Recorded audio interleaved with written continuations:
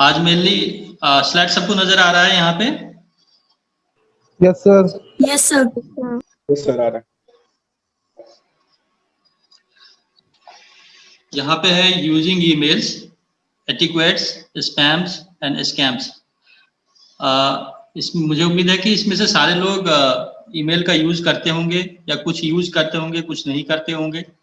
जो यूज करते होंगे ईमेल का, उनको तो एटिक्वेट्स के बारे में पता होगा, स्पैम्स के बारे में पता होगा, स्कैम्स के बारे में पता होगा। तो कोई भी अगर हमें एटिक्वेट के बारे में बता दें कि ईमेल एटिक्वेट क्या होता है ईमेल में, जिसे हमें पता चले कि हाँ मतलब आप लोगों को कुछ पता है कि ईमेल एटिक्वेट क्या होता है। तो अगर शेयर करना चाहें तो प्लीज शेयर कर सकते हैं।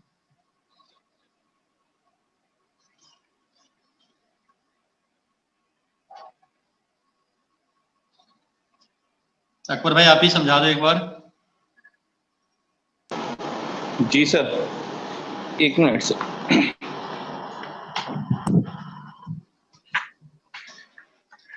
सर ईमेल्स में जो हमारे पास स्पैम्स होते हैं और ईमेल्स कैसे भेजते हैं और स्कैम्स, इसके बारे में थोड़ा सा मैं आपको ब्रीफ अप कर देता हूँ, एक छोटा सा।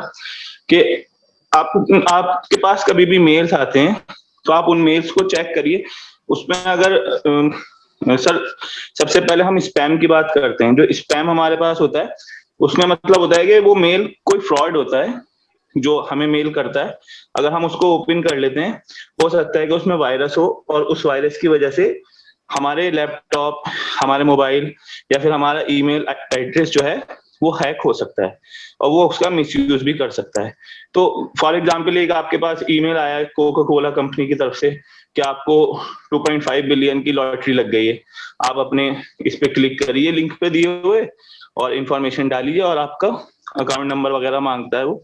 उसके बाद आपको वो कहते हैं कि आपको पैसा मिल जाएगा, लेकिन ऐसा नहीं करना है। उसको डायरेक्टली स्पैम में कर देना है।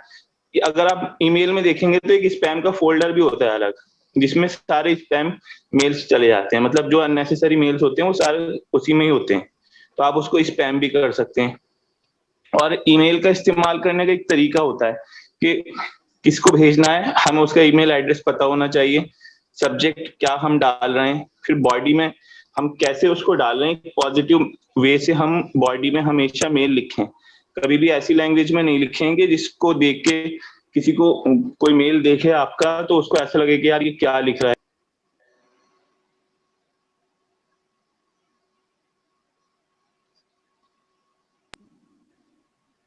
सॉरी सर,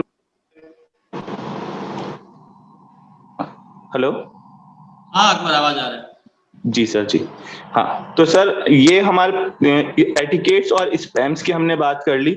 उसके बाद हम स्कैम की बात करते हैं। स्कैम में तो मैंने आपको जैसे भी बताया कि वो यही स्कैम होता है कि वो आपको मेल भेजते हैं, उस मेल पर आप क्लिक करते हो, आपको लालच देते हैं। उस लालच में अगर आप चले जाते हो तो फिर वो आपको मतलब एक तरीके से आपका मिसयूज कर लेते हैं। किसी भी तरीके से हो सकता है कि आपके पैसे लूट लें, आपका ईमेल हैक कर लें, आपका लैपटॉप हैक कर लें, आपके लैपटॉप में वायरस डाल दें। तो ये सारे स्कैम्स में आते हैं। सर ये मैंने बहुत ब्रीफ में बता दिया है, डिटेल में आप बताएंगे तो अभी स्लाइड शेयर करके। नहीं अकबर, बिल्कुल सही बताया आपने। जी sir, thank you sir. Email जो है ना, एटिक्वेट, स्पैम्स और स्कैम्स, आपने छोटी सी बात में सारी बातें बता दी है। एटिक्वेट का मतलब होता है शिष्टाचार। पहले हम लोग जैसे कोई चिट्ठी लिखते थे, कोई पद लेटर लिखते थे किसी को, तो उसमें भी या कोई एप्लीकेशन हम अभी भी लिखते हैं किसी को तो डियर वगैरह लिखते हैं। ये सारे एटिक्वेट में आता है। इसको हम स्लाइड बाय स्लाइड चलते हैं कि ईमेल है क्या। सबसे पहले तो यहाँ पे हमें देखना है कि ईमेल है क्या, ईमेल कहते किसको हैं। इलेक्ट्रॉनिक उपकरणों का उपयोग करने वाले लोगों के बीच संदेशों का आदान प्रदान करने की एक विधि है। ईमेल जो है एक इलेक्ट्रॉनिक मेल है कि कम्युनिकेशन का सबसे आसान तरीका है आजकल। और ये मतलब सेकंडों में किसी के भी पास आप जो लिख करके भेजना चाह रहे हो पहुंच जाता है, जिसके लिए पहले एक सप्ताह, 1 महीना, 10 दिन वेट करना पड़ता था। आप किसी को लेटर भेज रहे थे या कुछ भी भेजते थे तो वो बाई पोस्ट जाता था, बाई कुरियर जाता था, उसमें टाइम लगता था। लेकिन आजकल ये ईमेल आने से बहुत ही सुविधा हो गया है कि आप किसी भी लेटर को, किसी भी एप्लीकेशन को आप चंद सेकंडों में जहां भेजना चाह रहे हैं वहां पे चला जाता है। ईमेल के लिए जैसे लेटर के लिए एक एड्रेस होता था कि एक एड्रेस हम लिखते थे, उस एड्रेस पे वो चला जाता था, वैसे ही ईमेल में भी एड्रेस की जरूरत होती है। ईमेल में जिसको हम भेज रहे हैं उसके भी एड्रेस की एक जरूरत होती है, और जो भेज रहा है उसको भी एक एड्रेस की जरूरत होती है, जिसको ईमेल अकाउंट कहा जाता है। आजकल बहुत सारे ईमेल सर्विस प्रोवाइडर हैं, जैसे याहू है, सीफी है, रेडिफ है, जीमेल है, इस तरह के बहुत सारे सर्विस प्रोवाइडर हैं, आउटलुक हैं। लेकिन बहुत ही तेजी से पॉपुलर हो रहा है जीमेल करके। गूगल का एक मेल सर्विस है जिसको जीमेल बोला जाता है। इससे बहुत सारे लोग मतलब आजकल मैक्सिमम लोग जीमेल का ही यूज करते हैं। तो जब किसी को भी हम उसमें एक अकाउंट खोलना होता है, तभी आप किसी को भी मेल भेज सकते हैं, क्योंकि एक आपका भी एक ईमेल आईडी हो जाएगा, जिसको आप भेज रहे हैं उसका भी एक ईमेल आईडी होगा, जिसको हम इलेक्ट्रॉनिक एड्रेस बोलते हैं, कि हम जिसको भेजना चाह रहे हैं उस मेल आईडी पे भेज देंगे अपने मेल आईडी से। ज्यादातर इस्तेमाल किए जाने वाले ईमेल सेवा प्रदाता जैसे जीमेल, जैसे मैंने अभी बताया आपको, जीमेल है, याहू है, आउटलुक है, ये सारे अलग अलग कंपनी के सर्विस हैं जो ईमेल के लिए सर्विस प्रोवाइड करते हैं आम पब्लिक को।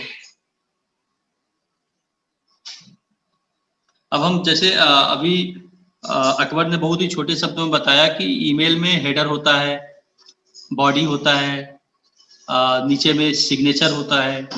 अब एक एटिक्वेट में ये सारे शिष्टाचार में ये सारा कुछ आता है। मान लीजिए जिसको आप भेजना चाह रहे हैं उसका एक सब्जेक्ट तो होगा। आप एप्लीकेशन भी लिखते हैं तो कहीं भी ऊपर में लिख देते हैं कि ये सब्जेक्ट है, ये विषय है, इसके बारे में हम लिखना चाह रहे हैं।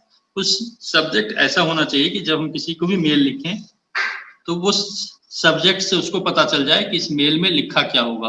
क्योंकि किसी को भी जब आप मेल लिखते हैं, अगर आप 500 वर्ड का मेल लिख देंगे तो वो मेल पढ़ेगा नहीं, क्योंकि जिसको आप मेल लिख रहे हैं उसके पास उतना टाइम नहीं है कि वो आपका 2 पेज का मेल पढ़ने के लिए बैठ जाएगा। वो तो 3-4 लाइन का मेल होना चाहिए, इंटरेस्टिंग होना चाहिए, जो पॉइंट आप बोलना चाह रहे हैं वो पॉइंट उसमें लिखा होना चाहिए। अगर आपको पूरी चिट्ठी लिखनी है 2 पेज की, 4 पेज की, तो उसको एक अलग से डॉक्यूमेंट कीजिए वर्ड में और उसको अटैच करके उस मेल में भेजिए। इस अटैचमेंट के बारे में भी हम आगे बढ़ेंगे, क्योंकि जब भी आप मेल लिखें कोशिश कीजिए कि शॉर्ट होना चाहिए, पॉइंट टू पॉइंट होनी चाहिए, या क्या बोलना चाह रहे हैं, तभी वो मेल जिसको आप भेज रहे हैं उसको पढ़ने में इंटरेस्ट होता है। नहीं तो मेल खोल के ही बैठेगा, बोलेगा ये लंबा चौड़ा कौन मेल पढ़ेगा, छोड़ देता है उसको। तो सब्जेक्ट ऐसा होना चाहिए जिससे पता चल जाए उसको कि आप क्या लिखना चाह रहे हैं, उसको क्या बताना चाह रहे हैं। फिर बॉडी में ऐसा मैसेज होना चाहिए जिससे उसको मतलब पढ़ने में इंटरेस्ट हो, छोटी सी हो, जिससे कि वो फटाफट पढ़ करके आपको जवाब दे सके। जब आप भेज रहे हैं तो ये श्योर कीजिए कि टू, मतलब जिसको मेन आदमी को भेजना चाह रहे हैं वो टू में आएगा। जब आप ऑफिशियल मेल जब फ्रेंड को किसी को भेजते हैं तब तो सिर्फ टू में ही आप लिख दीजिए, उसको लिख करके भेज दीजिए। मेल भी बहुत सारे तरह के होते हैं, ऑफिशियल मेल अलग होते हैं, प्रोफेशनल मेल होते हैं, पर्सनल मेल किसी फ्रेंड को आप भेज रहे हैं, भैया को भेज रहे हैं, छोटे भाई को भेज रहे हैं, सबके लिखने का तरीका अलग अलग होता है। लेकिन जब भी आप प्रोफेशनल एज ए प्रोफेशनल किसी को मेल लिखते हैं तो उसमें एटिक्वेट बहुत मायने रखता है। जहाँ पे सब्जेक्ट भी होना चाहिए, सिग्नेचर भी होना चाहिए, बॉडी मैसेज भी सही होना चाहिए। डियर सर है या मैडम है, ये आपको गौर करना होगा। हो सकता है आप किसी फीमेल को भेज रहे हैं, वहां पे डियर सर लिख देते हैं, तो वो थोड़ी सी ध्यान में रखने की आवश्यकता होती है कि हम किसको भेज रहे हैं, जिसको हम भेज रहे हैं वो रिसीवर कौन है, मेल है या फीमेल है।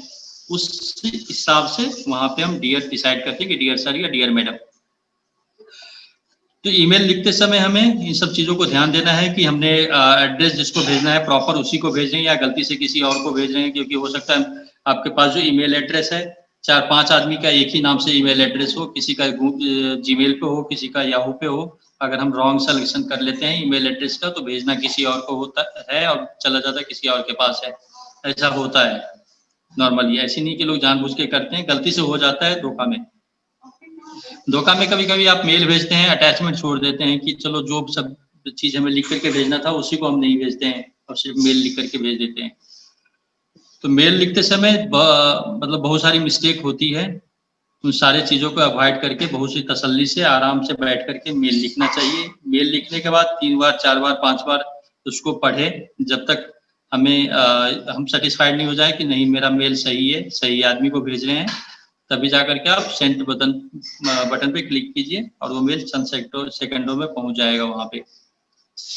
तो ऑफिशियल मेल जब हम लिखते हैं तो एक तो मेन जिसको हम लिखना है उसको लिखते हैं, जिसको टू बोलते हैं।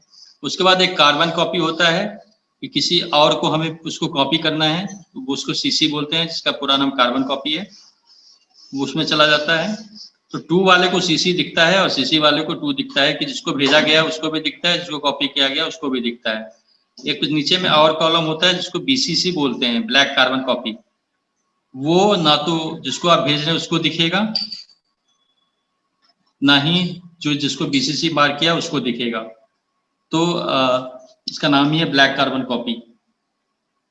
अभी तो कोई क्वेश्चन हो तो आप पूछ सकते हैं।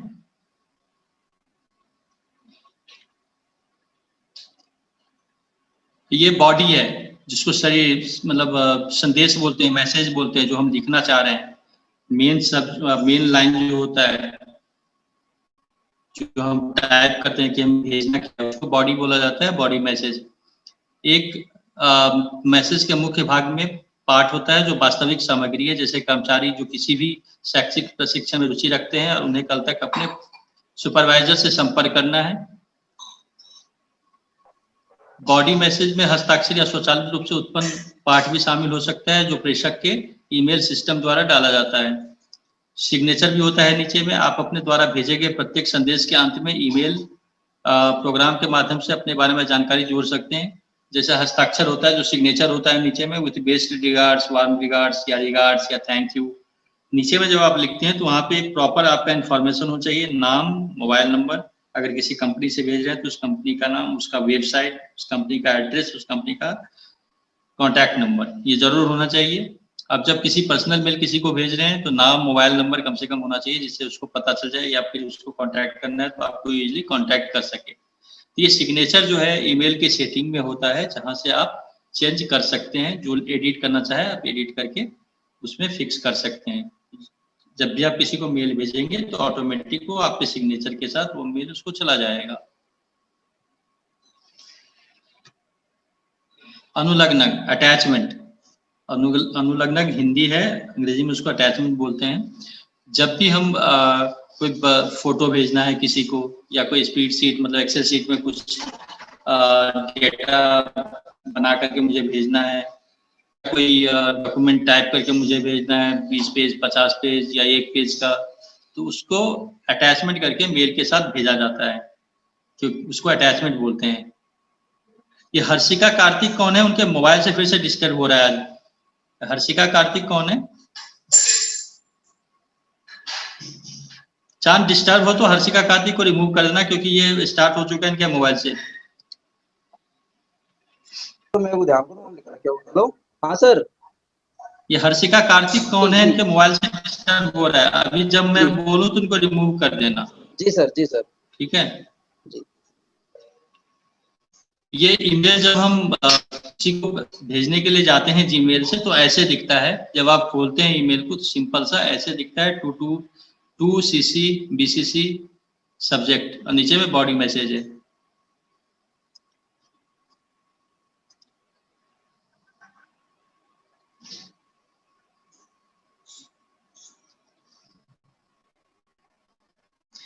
पढ़ते हैं ईमेल एटिक्वेट्स। ईमेल एटिक्वेट्स सरल शब्दों में शिष्टाचार को अच्छे व्यवहार के रूप में परिभाषित किया गया है। शिष्टाचार सामाजिक रूप से जिम्मेदार व्यवहार करने के लिए संदर्भित करता है। शिष्टाचार उन नियमों को संदर्भित करता है जो समाज में किसी व्यक्ति के व्यवहार के तरीके को नियंत्रित करते हैं। तो ईमेल शिष्टाचार ईमेल संचार के लिए बुनियादी नियम है। ईमेल पर स्वीकार व्यवहार के लिए बहुत सारे नियम ईमेल नेटिकेट के रूप में जाने जाते हैं। ईमेल के साथ काम करते समय निम्नलिखित नियमों का पालन करें। जो भी मैसेज हो वो सरल हो और फोकस होना चाहिए। हम क्या लिखना, मतलब पॉइंट टू पॉइंट लिखना चाहिए, इजी वर्ड में लिखना चाहिए। कभी भी हम ईमेल लिखें, जब भी हम ईमेल लिखें हमें कैप्स लॉक और मतलब कैपिटल लेटर और स्मॉल लेटर का हमें ध्यान रखना चाहिए, ब्लॉक लेटर का और स्मॉल लेटर का, कि हम क्या लिख रहे हैं। मतलब मेरे पास भी मेल आता है बहुत सारे, जिसमें देखते हैं कि सारे कैपिटल लेटर्स में लिखे हुए रहते हैं। तो ऐसे मेल जब किसी के पास जाता है कैपिटल लेटर्स में लिखा हुआ, तो लगता है कि उसको पत्थर मार रहा है कोई। आपके पास भी अगर कैपिटल लेटर में भी मेल चला जाए तो आपको लगकर मतलब देख करके लगेगा कि ये क्या मेल आया है, और आपको तो मतलब उस समय लगता है कि मैं अपना सर फोड़ूं या भेजने वाले को सर फोड़ूं। तो इसलिए हमेशा कोशिश करनी चाहिए, मतलब हमेशा ये हम कोशिश नहीं बोलेंगे, हमें ये अप्लाई कर लेना है कि कभी हम जब ईमेल लिखें तो कैपिटल लेटर में नहीं लिखें। हमें वर्ड सिलेक्शन बहुत ही सही करना चाहिए मेल लिखते समय, कि जो भी हम लिख रहे हैं वो वर्ड सही लिखा हो, ऐसा ना हो कि अर्थ को हम अनर्थ लिख करके लिख रहे हैं। हमेशा ईमेल हमेशा पर्सनल नहीं होता है, मैंने पहले ही बताया अभी आपको कि प्रोफेशनल, पर्सनल, ऑफिशियली बहुत तरह के मेल होते हैं, हमेशा पर्सनल नहीं होता है। और गलत व्यक्ति को संदेश गलती से भेजा जा सकता है, इसलिए दर्ज किया गया ईमेल पता सही होना चाहिए। अब जब किसी भी को भी ईमेल भेज रहे हैं, जिसको भेज रहे हैं वो ईमेल आईडी आप एक बार जरूर चेक करें, 2 बार जरूर चेक कर दें, भेजने से पहले एक बार चेक करके फिर उसको भेजिए, नहीं तो किसी को भी जा सकता है ईमेल। आप लिख रहे हैं किसी और को, पहुंच गया किसी और के पास। आपका संदेश एक विषय पंक्ति होना चाहिए जो अपनी सामग्री को, मतलब सब्जेक्ट ऐसा होना चाहिए जो आप क्या लिखा हुआ है उसमें वो सब्जेक्ट से ही उसको पता चल जाए। कई लोगों को मेल भेजने के दौरान बीसीसी फील्ड में उनके ईमेल पते इंगित करें ताकि स्पैमर्स को अन्य प्राप्तकर्ताओं के पते के बारे में पता न चले जिन्हें आपने एक कॉपी भेजी है। जितना संभव हो उतना छोटे आकार का लगाव रखें। मतलब यहाँ पे ये बता रहे हैं कि हम जब भी ईमेल भेजें बीसीसी में जरूर हम कॉपी मार्क करें, क्योंकि जिससे स्पैमर्स को ये नहीं पता चले कि किसको किसको मेल भेजा गया है। और जितना संभव हो उतना छोटा अटैचमेंट या छोटा मेल हम लिखें।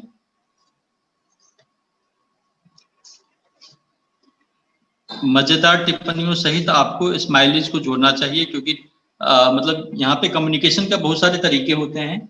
एक फोन पे बात करते हैं, एक हम आमने सामने बैठ करके बात करते हैं, एक हम ईमेल के माध्यम से बात करते हैं, ये सारे कम्युनिकेशन में आता है। जब हम आमने सामने बात करते हैं तो हम सामने वाले को गुस्सा के बोल रहे हैं या हंस के बोल रहे हैं, वो तो देख रहा है सामने से तो उसको पता है कि आप उसको क्या बोलना चाह रहे हैं और आप गुस्सा में हैं या नहीं, ये उसको पता चल जाता है। लेकिन वही थोड़ी सी अंतर आ जाती है अगर आप फोन पे टेलीफोन पे बात करते हैं। तो अगर आप किसी से भी टेलीफोन पे बात करते हैं, अगर गुस्सा करके बात कर रहे हैं तो सामने वाले को समझ में आ जाएगा, हंस करके बात कर रहे हैं तो सामने वाले को समझ में आ जाएगा, लेकिन हंस करके गुस्सा के बात कर रहे हैं तो उसको समझ में नहीं आएगा। तो कम्युनिकेशन का तरीका जैसे ही अलग होता है, बहुत ज्यादा चांसेस होता है कि वो वहाँ पे मिसकम्युनिकेशन हो सकता है। और अगर हम ईमेल कर रहे हैं तो बिल्कुल ही पता नहीं चलता है कि वो गुस्सा में है या हंसी में है, क्योंकि वो सिर्फ उसके वर्ड से पता चलता है। तो आप इसके लिए इमोजी जोड़ सकते हैं वहाँ पे, जैसे स्माइलीज हो गया या कुछ भी वहाँ पे आप मेल में ऐड कर सकते हैं अगर लगे आपको पर्सनल मेल में। ईमेल को हमेशा जब भी आप खत्म करें वहाँ पे सिग्नेचर जरूर ऐड करें। भेजने से पहले सुनिश्चित करें कि सब कुछ सही है या नहीं है, क्योंकि मेल भेजे जाने के बाद आप कुछ नहीं कर सकते। यदि आप किसी अन्य व्यक्ति से कुछ पूछ रहे हैं तो आपको धन्यवाद के कुछ रूप के साथ अपने पत्र या ईमेल को समाप्त करना चाहिए, जैसे मतलब धन्यवाद, बहुत धन्यवाद, बहुत सराहना की, धन्यवाद फिर से। ये सारी चीजें सिग्नेचर से पहले वहां पे हम लिख सकते हैं। सादर एक मानक समापन है जिसे आप अपने ईमेल में उपयोग कर सकते हैं जब आप कुछ नहीं मांग रहे हैं। आप किसी भी प्रकार के संदेशों में सादर, सर्वश्रेष्ठ, सादर, तरह का संबंध, वार्म रिगार्ड्स, इस तरह के आप मतलब मेल में आप लिख सकते हैं। ये सारे एटिक्वेट्स में आते हैं, जिससे कि आपके मेल को मतलब एक ये देता है कि ईमेल अच्छा है, लिखने वाला सही है, क्या लिखना चाह रहा है, क्योंकि आप रिगार्ड में बात कर रहे हैं उनसे। ये सारे ईमेल के एटिक्वेट में आते हैं। अरुण बात कर रहा हूँ लखीमपुर सेंटर से। हाँ जी सर, कई बार ऐसा होता है कि जब हम मेल भेजते हैं तो वो हमारा मेल मतलब हम ही को वापस इनबॉक्स में आ जाता है और सामने वाले को नहीं जाता है। वो ईमेल एड्रेस जैसे ही आप गलत डालेंगे, कुछ भी छूटा रहेगा तो वो ईमेल सामने वाले को नहीं जाएगा और बाउंस बैक हो जाएगा आपके इनबॉक्स में वापस फिर से। जी, वो मी मेल करके हम ही को वापस आ जाते हैं सर। हाँ, क्योंकि आप रॉन्ग एड्रेस डाल रहे हैं या फिर उनका सामने वाले को जो ईमेल है वो उनका इनबॉक्स है, या फिर आप रॉन्ग एड्रेस डाले हैं, कुछ ना कुछ तो है, तभी जाकर के बाउंस बैक होता है, जी वो डिलीवर नहीं हो पाता है। जी यहाँ पे ईमेल एटिक्वेट का एक एग्जांपल दिया गया है। जैसे कोई मेल लिख रहा है कि hello hi meeting is on Friday at 1 PM thanks. वहीं साइड दूसरी तरफ लिखा हुआ है hi Shivam I just want to let you know that Wednesday meeting is now on Friday at 1 PM. Please let me know if you have any questions of concern. इस दोनों में से कौन सा मेल सही है, कौन सा ऑफिशियली है, कौन सा पर्सनल है? तो जो लेफ्ट साइड का मैसेज है वो रॉन्ग है, ये ऑफिशियली मेल लिखने का तरीका नहीं है। हम जब किसी को पर्सनल लिखते हैं तो फिर ठीक है, लेकिन अगर ऑफिशियली लिखते हैं तो रॉन्ग है। राइट साइड में जो है वो सही है, इनकी सब्जेक्ट से ही पता चल रहा है कि मीटिंग पोस्टपोन, मतलब पता चल रहा है कि मीटिंग जो है अब दूसरे टाइम पे होगा, जिस टाइम पे फिक्स था उस टाइम पे नहीं होगा। जो राइट साइड का मैसेज है वो सही है, क्योंकि ये ऑफिशियल लग रहा है, क्योंकि इसमें सब्जेक्ट से ही हमें पता चल रहा है कि मीटिंग पोस्टपोन, इसमें मीटिंग पोस्टपोन हुआ है इसके बारे में बताया गया है, प्रॉपर ईमेल आईडी दिया हुआ है, और इसमें ये भी पूछा गया है कि 1 बजे का जो मीटिंग है, I just wanted to let you know that Wednesday meeting is now on Friday, मतलब जो Wednesday को मीटिंग होने वाली थी वो फ्राइडे को होगा 1 बजे। और ये भी पूछ रहे हैं कि अगर कोई क्वेश्चन हो इस टाइम को लेकर के तो आप मुझे लिख दीजिए, बता दीजिए। एक तरफ और ईमेल है, इसमें लेफ्ट साइड में लिखा हुआ है, जस्ट अटैच किया हुआ है। बहुत सारे ऐसे मेल आते हैं, हमारे पास भी आते हैं सेंटर से, ऐसे ही मेल आते हैं बहुत सारे, जो लेफ्ट साइड में जो रॉन्ग है तरीका, वो सिर्फ लिख देगा उसमें सब्जेक्ट में कि पीपीटी। अब बताओ, अगर आपके पास एक मेल आए जिसपे ये लिखा हो सब्जेक्ट लाइन में पीपीटी, तो आप उस मेल को क्यों खोलोगे? क्योंकि हमें पता ही नहीं उस मेल में क्या लिखा हुआ है, अर्जेंट है भी कि नहीं अर्जेंट है, कुछ समझ भी नहीं आ रहा उस मेल से। लिखा हुआ है सिर्फ पीपीटी। मंथली रिपोर्ट भेजेगा, उस सब्जेक्ट में लिखा रहेगा रिपोर्ट। सब्जेक्ट लाइन हमेशा पूरे मेल को बता दे कि इस मेल में क्या लिखा होगा, उस सब्जेक्ट से पता चल जाए। I can't find the PPT file. You give me yesterday. Can you send me again? ठीक है, इसी लाइन में थैंक्स भी लिख दिया और नीचे में नाम भी नहीं लिखा। तो ऐसा तरीका जो है ना वो बहुत ही गलत है। ऐसा मेल कभी भी किसी को भी नहीं लिखना चाहिए। आप हिंदी में मेल लिखो, अंग्रेजी में मेल लिखो, लैंग्वेज का कोई बाउंडेशन नहीं है, आप किसी भी लैंग्वेज में मेल लिखो, लेकिन वो प्रॉपर होना चाहिए कि आप क्या मेल लिख रहे हैं, किसको मेल लिख रहे हैं, सारी चीजों को ध्यान में रखते हुए फिर मेल सेंड करनी चाहिए। दाहिना बगल में जो please resend me module 1 PPT file again, ये सब्जेक्ट से हमें पता चल जा रहा है कि इस आदमी ने हमें रिक्वेस्ट किया है कि हमें मॉड्यूल 1 का पीपीटी फाइल फिर से भेज दो आप। एक तरफ लेफ्ट साइड में सिर्फ पीपीटी लिखा हुआ है, तो ये जो राइट साइड में सब्जेक्ट से हमें पता चल रहा है, हमें मेल पढ़ने की भी जरूरत नहीं है, वो जो मांग रहा है उस चीज को हम अटैच करेंगे और उसको भेज देंगे। हमें पता मतलब चल रहा है सब्जेक्ट से क्या लिखा होगा इस मेल में। फिर वो लिख रहा है कि मेरे से डिलीट हो गया है तो मुझे एक बार फिर से ये फाइल भेज दो। ये लेफ्ट साइड में फिर से लिख रहा है, सब्जेक्ट तो ठीक लिखा है, एजेंडा फॉर द मीटिंग, लेकिन फिर बॉडी मैसेज में इन्होंने लिख दिया है कि the agenda for the meeting is in the email I sent you on 4th अप्रैल।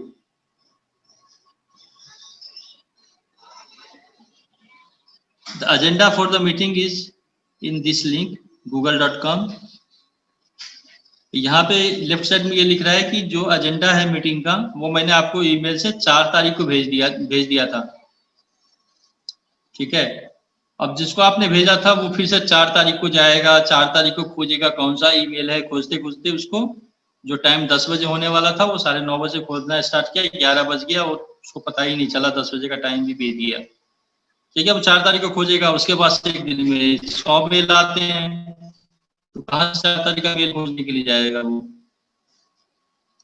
उसमें सब्जेक्ट भी नहीं लिखा हुआ है कि क्या मेल में लिखा था, क्या सब्जेक्ट था, कुछ भी नहीं लिखा हुआ है। राइट साइड में इस मेल में क्या किया है कि the agenda for the meeting is in this link, मतलब जिस लिंक पे एजेंडा था उस लिंक को यहाँ पे अटैच करके भेज दिया है। तो जिसको मेल गया वो क्या करेगा, उस लिंक को क्लिक करेगा और एजेंडा पढ़ लेगा। लेफ्ट साइड में क्या है वो बता रहा है, ऑर्डर कर रहा है कि 4 तारीख को मैंने मेल भेजा था, उसमें देख लो एजेंडा है लिखा हुआ। ये दोनों से पता चलता है कि वो ये सही एटिक्वेट नहीं है मेल का।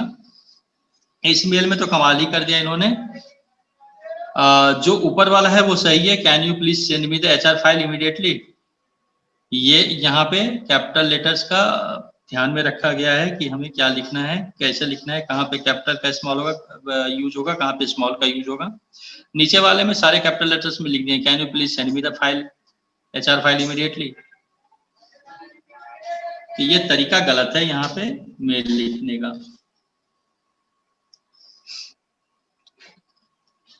जैसे हम पहले बताए थे कि जब भी हम मेल लिखें इसमें एटलीस्ट अभिवादन उदाहरण मतलब डियर करके नाम लिखें। अगर हम मतलब ऑफिशियली मेल भी जब लिखते हैं, किसी दूसरे कंपनी में लिखते हैं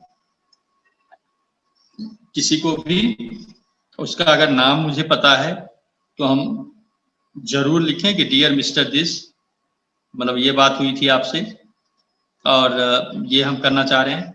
अगर नाम पता नहीं है, अपने ऑफिस में लिख रहे हैं किसी सीनियर अथॉरिटी को, तो डियर सर या डियर मैडम ऐसे करके हम लोग मेल लिखते हैं। कभी मेल लिखते समय हम सिर्फ पहला नाम यूज करें। अगर वो मिस्टर लगेगा या मिसेस लगेगा या मिस लगेगा, जो भी लगेगा उसको देखते हुए सिर्फ पहला नाम हम लिखें। जब किसी दूसरा ऑफिशियल मेल से बाहर हम भेजते हैं तो लास्ट नाम का, अंतिम नाम का हमेशा यूज करने से हम बचें।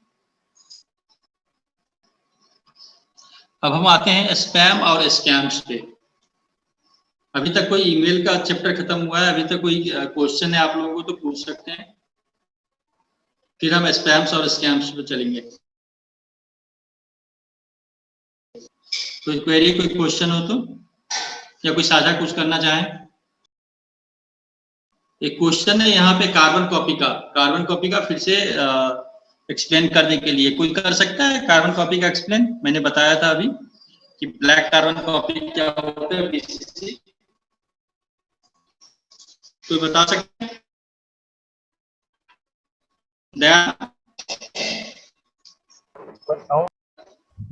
हेलो सर, मैं मेघा कंवर बोल रही हूँ वजीराबाद बैच से। सर इसके अंदर होता है कि हम अगर हम किसी की जीमेल आईडी इसके अंदर डाल देते हैं तो सर वो हाइड हो जाता है, वो पर्सन हमारे मैसेजेस नहीं देख सकता है। किसी को दिखाई नहीं पड़ता है। जब भी हम कार्बन कॉपी मार्क करते हैं किसी को तो वो हाइड रहता है, वो किसी को दिखाई नहीं पड़ता है। स्पैम क्या है? स्पैम्स एंड स्कैम्स ये इसने तो बचा रखी है आजकल, चाहे ईमेल हो या जो भी हो, हर जगह स्पैम्स और स्कैम्स हैं। मतलब रोज ऐसे ऐसे मेल आते हैं, कोरोना के लेकर के हो, जैसे हो, जो भी हो।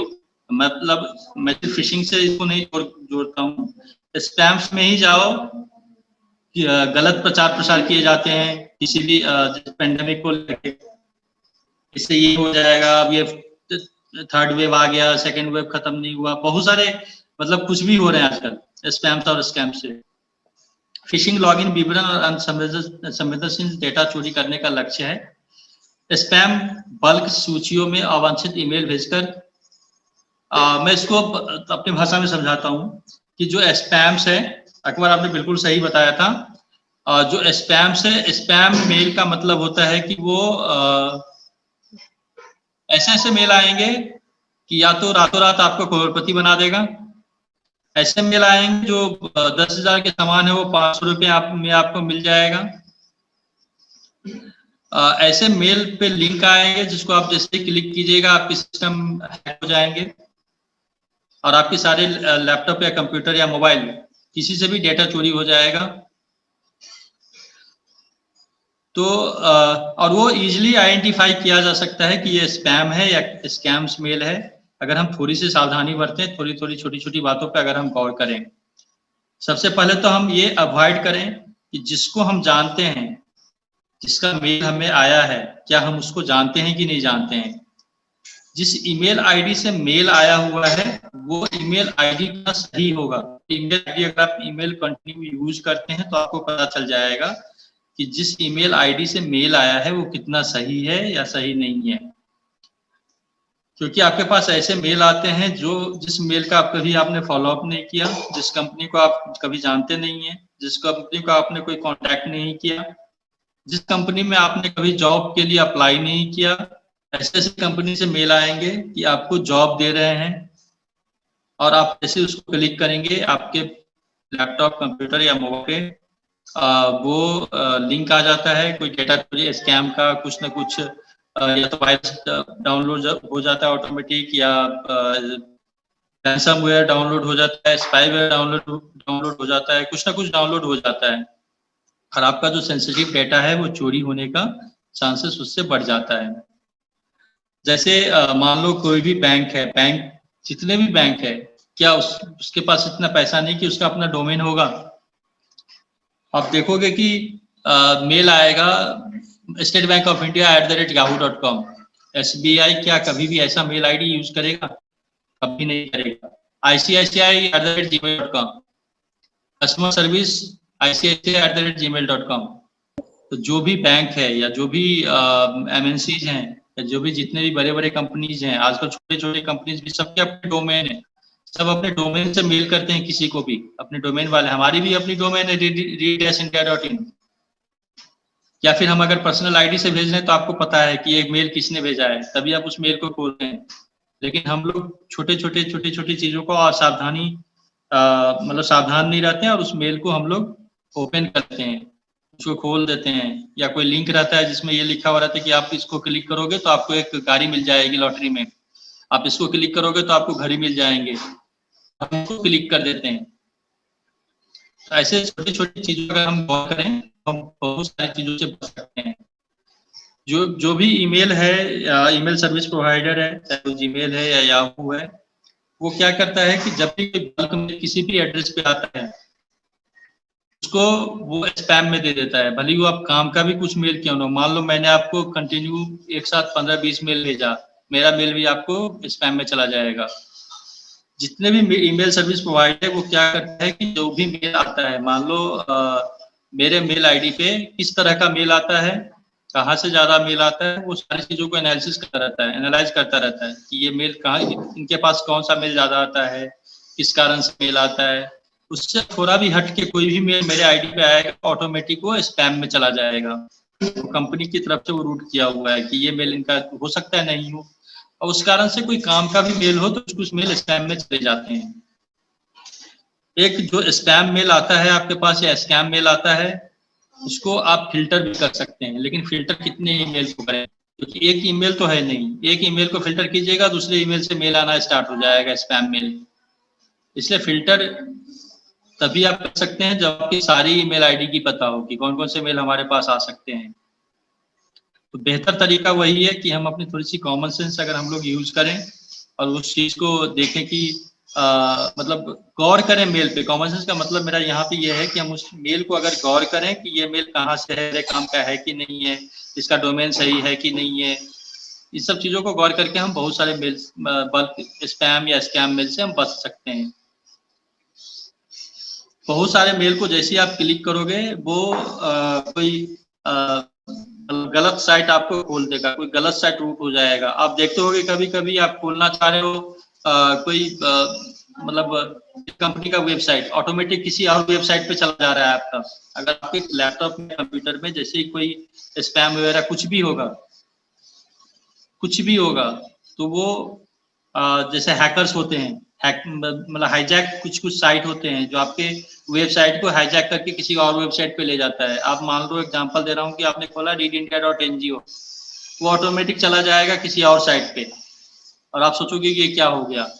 तो वो जो हाईजैक वगैरह होते हैं, हाईजैकर होते हैं, उसके थ्रू वो जाकर के रजिस्ट्री में बैठ जाता है। हर एक ऑपरेटिंग सिस्टम में रजिस्ट्री होता है, वहां पे जाके बैठ जाता है और उस सबको क्लीन करने के लिए एंटीवायरस, एंटी स्पैम वगैरह बहुत सारे चीज आते हैं जिसको इंस्टॉल करके उसको हम रिमूव कर सकते हैं। बहुत सारे केसेस में वो रिमूव होता भी नहीं है, आपको उस केस में फॉर्मेट करने पड़ेंगे, चाहे लैपटॉप हो, कंप्यूटर हो, मोबाइल हो, उस केस में फॉर्मेट करने पड़ेंगे तभी जाकर के वो हटेगा। अगर वो बूट सेक्टर में बैठ गया तो वो फिर नहीं होगा, फिर तो आपको हो सकता है जैसे ही ऑन कर रहे हैं वो ब्लॉक हो जाएगा, आपका ऑपरेटिंग सिस्टम भी चालू नहीं होगा। अगर इस तरह के मेल आपके वहां पे बैठा हुआ है, इस तरह के कुछ वायरस वगैरह आपके कंप्यूटर में है। आपको दिखा देगा कि आपका ऑपरेटिंग सिस्टम ही ऑन नहीं हो रहा है। वो कुछ नहीं है, वो बूट सेक्टर में वायरस बैठा हुआ रहता है। अगर आप जैसे ही फॉर्मेट करोगे वो सारी चीजें वहां से निकल जाएगा, फिर से आपका कंप्यूटर चालू हो जाएगा। अब इस ईमेल स्पैम की अगर हम बात करें तो ईमेल स्पैमिंग से तात्पर्य अनावश्यक थॉक ई-सेंड भेजने वाले से है। जैसा कि मैंने अभी बताया कि जो बल्क मेल आते हैं वो स्पैम ही होता है। कोई एडवर्टाइजमेंट के लिए मेल आता है तो स्पैम बॉट्स आता है। स्पैम बॉट्स जो होता है वो ऑटोमेटेड सॉफ्टवेयर होता है जो ईमेल के मतलब ईमेल एड्रेस के लिए सारे इंटरनेट को क्रॉल करता है।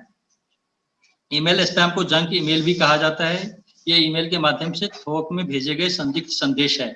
इनमें ज्यादातर ऐसे लिंक होते हैं जो वास्तविक और विश्वसनीय रूप से परिचित होते हैं, लेकिन लिंक उपयोगकर्ता को फिशिंग वेबसाइटों तक ले जाते हैं।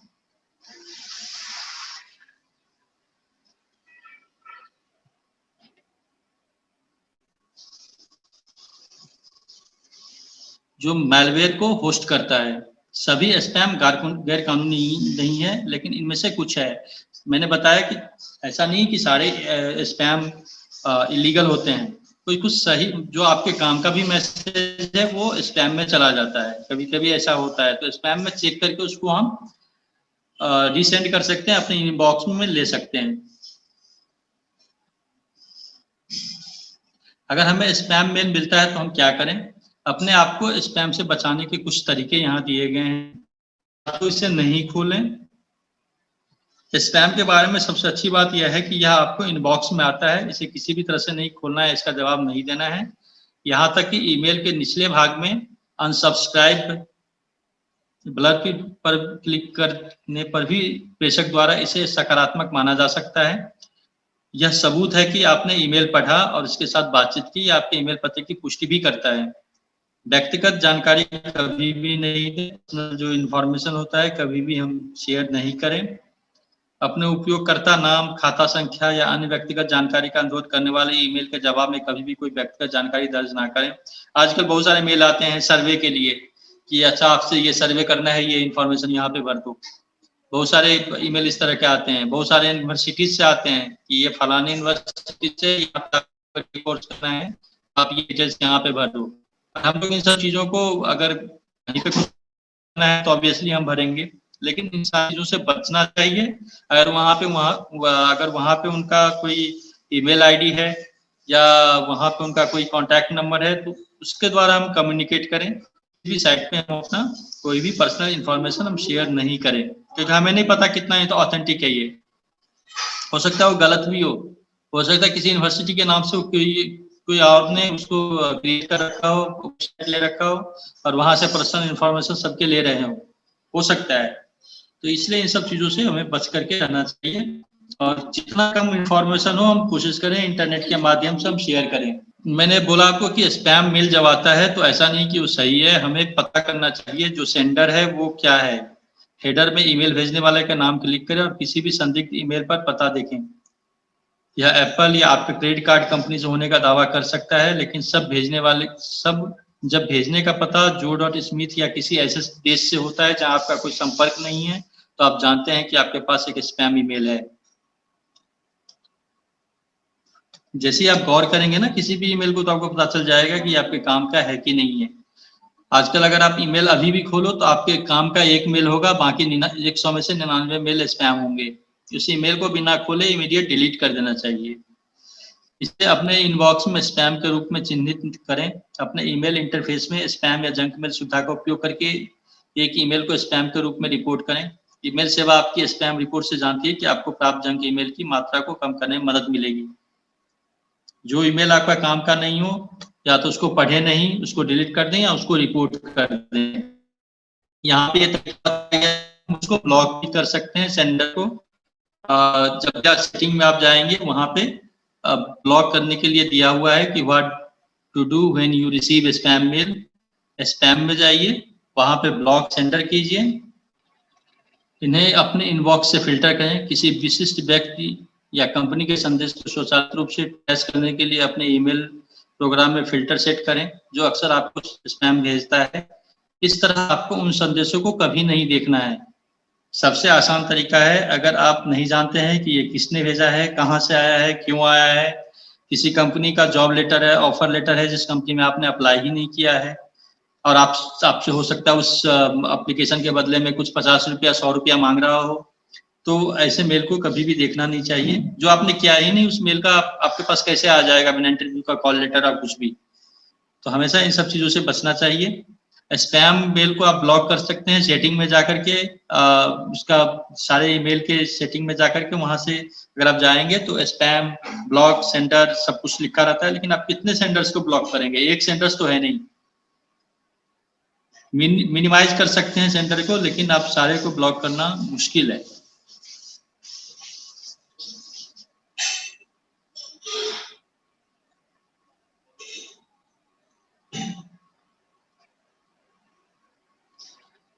याहू इसमें स्पैम में जंक फिल्टर हम कैसे करें उसका सेटिंग दिया गया है। याहू में भी जब आप सेटिंग में जाते हैं तो वहाँ पे फिल्टर है, जैसे फिल्टर को क्लिक करेंगे वहाँ पे आ जाएगा कि file name junk email filter, उस तरह से फिल्टर कर सकते हैं।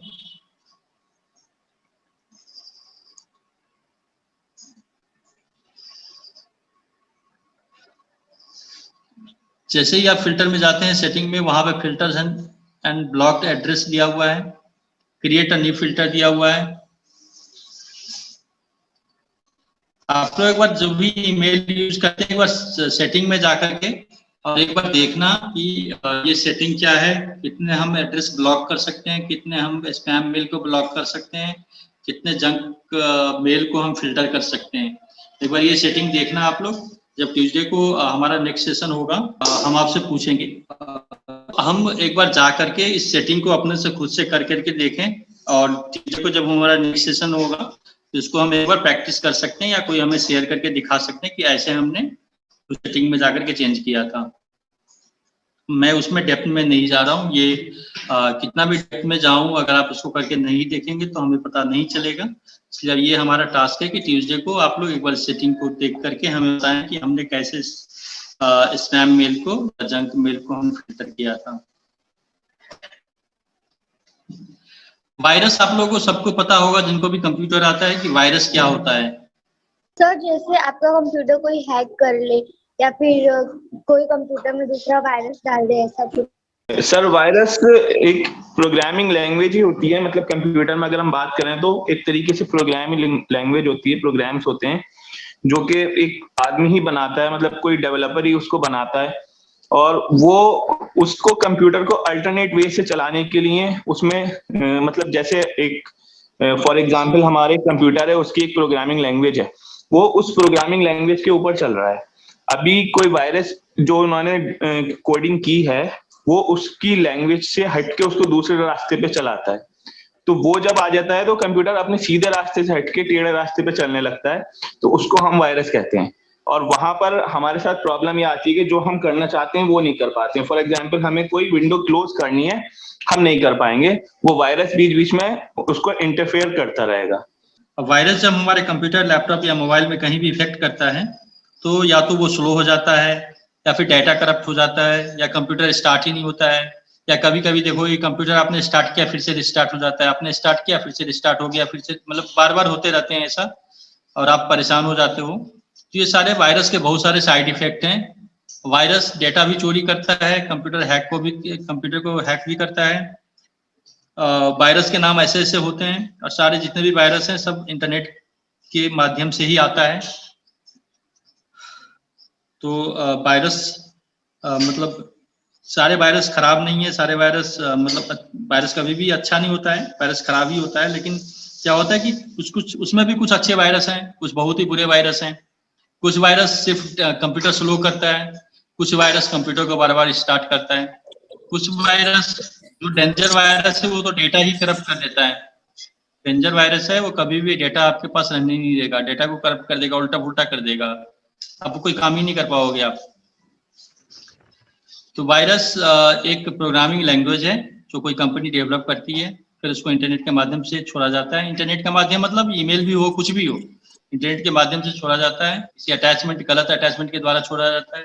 कोई भी आप जब एडल्ट साइट चलाते हो, कोई भी लीगल साइट जब चलाते हो उसके द्वारा आता है। इसलिए हर कोई मना करते हैं कि कोई भी गलत साइट हम कहीं भी नहीं खोलें, क्योंकि सबसे ज्यादा वायरस उसी के द्वारा आता है। तो किसी भी अटैचमेंट के द्वारा आता है, चाहे मोबाइल हो, कुछ भी हो। जब भी आप कोई ऐप डाउनलोड करते हैं उसके द्वारा आता है, ऐप के द्वारा। सब ऐप के द्वारा नहीं आता है, लेकिन आप किसी भी थर्ड पार्टी ऐप स्टोर से आप डाउनलोड करते हैं तो वहां से आता है। सारे एप्लीकेशन के बारे में हमें पता नहीं होता है, जब हम उसको डाउनलोड करते हैं तो वायरस आने का चांसेस बढ़ जाता है। तो वायरस एक मतलब प्रोग्रामिंग लैंग्वेज है। हमें जो भी कंप्यूटर हो, मोबाइल हो, लैपटॉप हो, एंटीवायरस अप टू डेट करके रखना चाहिए, इंस्टॉल करके अप टू डेट करके रखना चाहिए। कोशिश करें कि हम फ्री वाला एंटीवायरस डाउनलोड नहीं करें, क्योंकि उसके द्वारा भी वायरस आ सकता है। जैसे आप डाउनलोड करोगे उसके द्वारा भी वायरस आ सकता है। कोशिश करें हम authentic, genuine, up to date antivirus install करके रखें। ये इसको आप मतलब ये मान लो कि आप मोबाइल चला रहे हो उसमें भी एंटीवायरस रखो अप टू डेट, कंप्यूटर चला रहे हो या लैपटॉप चला रहे हो उसमें भी एंटीवायरस इंस्टॉल करके अप टू डेट रखना चाहिए। एंड्रॉयड मोबाइल्स के लिए भी सर एंटीवायरस होता है ना? बिल्कुल होता है, ऑनलाइन भी अवेलेबल है, लेकिन मैं ये सजेस्ट कर रहा हूँ कि ऑनलाइन कोई भी एंटीवायरस कोशिश कीजिए कि हम डाउनलोड नहीं करें। उसके द्वारा भी वायरस या स्पैमवेयर, रैंसमवेयर कुछ भी आ सकता है। हम परचेज करके इंस्टॉल करें, एंटीवायरस अप टू डेट रखें। Okay sir, thank you.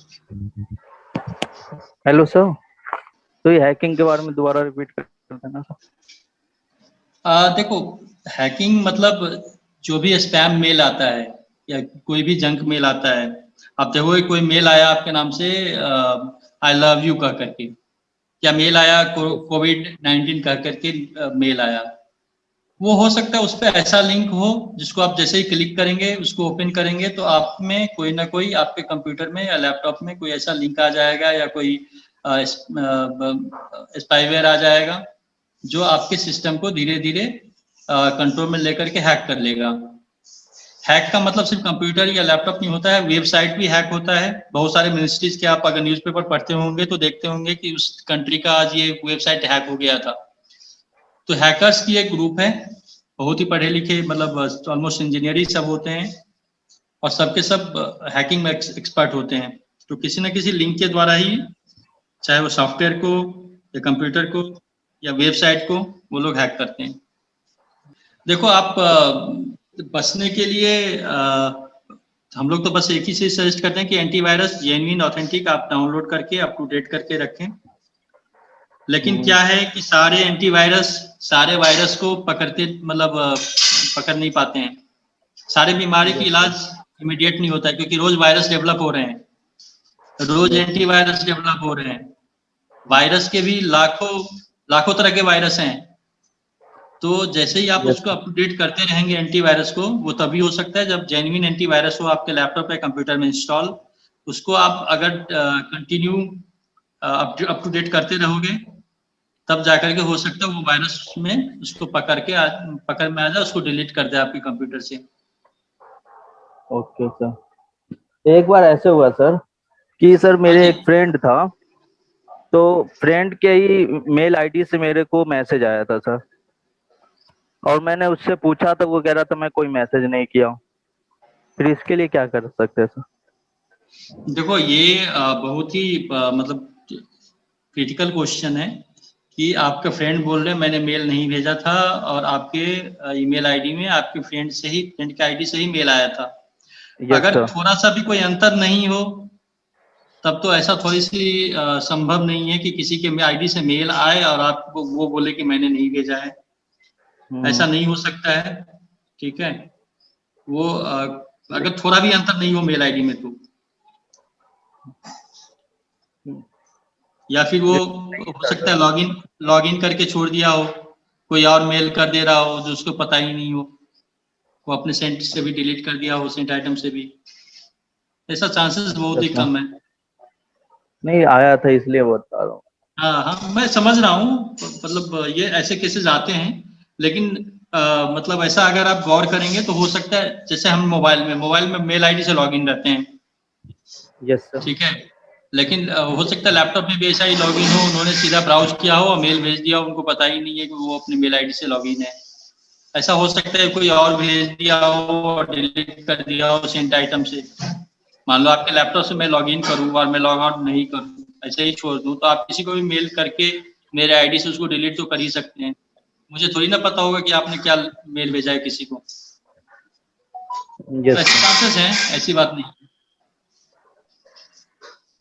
समझो कि अपना ऑनलाइन एप्स ऐप से परचेसिंग करते हैं, तो वो एप्स हम लोग डिलीट मारने के बाद में भी वो ईमेल पे उसका वो एप्स का ईमेल आता रहता है, तो उसको क्या करें रिमूव क्योंकि करने आपने के लिए? उसको ये रजिस्टर करवा चुके हैं ना अपने ईमेल आईडी दे करके। जी हाँ सर। हाँ, तो वो तो भेजेगा ही। उसके आप उसके उस पे लॉगिन करके वापस उसको डिलीट करोगे कैसे? क्योंकि आपने तो ईमेल आईडी दे दिया उस पे। कौन सा साइट है? क्योंकि सारे साइट का अलग अलग नियम है। आप कौन सी साइट की बात कर रहे हैं? हाँ, कौन सी साइट की बात कर रहे हैं? स्नैपचैट। हाँ, स्नैपचैट। स्नैपचैट। अपना चार्म से। हाँ, स्नैपचैट से। अच्छा, अमेज़न पे भी आता है अपना। तो वो तो अमेज़न पे तो आप डिलीट कर सकते हैं। अमेज़न पे अकाउंट अपना डिलीट कर सकते हैं क्या आप। भी आता है। अमेज़न पे अपना अकाउंट आप डिलीट कर सकते हैं। आपके पास ओके। अकाउंट आप डिलीट अकाउंट डिलीट करेंगे कर दो। तो बंद हो जाएगा। हाँ, बंद हो जाएगा। आप अकाउंट डिलीट कर दो अगर आपने account okay, delete thank you किया सर। है। Okay, thank you sir, thank you sir. Sir एक मोक्सा का क्वेश्चन है सर, किसी और के हाँ, पासवर्ड आईडी किसी और के पास आईडी पासवर्ड हो तो वो सेंड कर सकते हैं मेल? मोक्सा कुछ भी आंसर कर सकता है वो। मेल सेंड नहीं, वो कुछ भी कर सकता है, सिर्फ मेल ही सेंड नहीं कर सकता। इसलिए हमेशा आपको डाउट है कि आपका पासवर्ड किसी के पास है तो अपना पासवर्ड चेंज कर लें। मैं ये बोल रहा था कि कुछ मेल्स ऐसे आते हैं जो काम के नहीं होते, उनको ब्लॉक करना हो, वो कैसे होंगे? मेल ब्लॉक करना हो मतलब? कुछ मेल्स ऐसे होते हैं जैसे नोटिफिकेशन के हो गए और बाजार वगैरह के होते हैं, तो मतलब जो बेकाम के मेल आते हैं उनको ब्लॉक करना है। अगर उस पे सब्सक्राइब का ऑप्शन हो तो अनसब्सक्राइब कर दो, ठीक है? अच्छा सर, ऐसा तो दिखाता नहीं नहीं है ना, तो मैंने कोशिश की थी। हाँ, तो ऐसे कितने एड्रेस हैं? अगर एड्रेस एक दो हैं जिनसे बार बार मेल आता है तो ब्लॉक कर दो। अगर बहुत सारे एड्रेस होंगे तो जितने पता हो उतने सारे को ब्लॉक कर दो। तो सर वही पूछ रहा था, ब्लॉक कैसे करूँ इनको? सेटिंग में जब जाओगे ना अतुल, जी जी सेटिंग में जब आप जाओगे, मान लो जीमेल पे आ रहा है, जीमेल पे जब सेटिंग में जाओगे जी। तो वहां पे जाके देखना, वहां पे फिल्टर करने का ऑप्शन है। अच्छा। ठीक है, वहां से फिल्टर करने के लिए एड्रेस पूछेगा कि कौन से एड्रेस को आप ब्लॉक करना चाह रहे हो। उस पर एड्रेस लिख दो जिस ईमेल एड्रेस से आपको आता है मेल। ठीक है sir, thank you so much. Thank you भाई।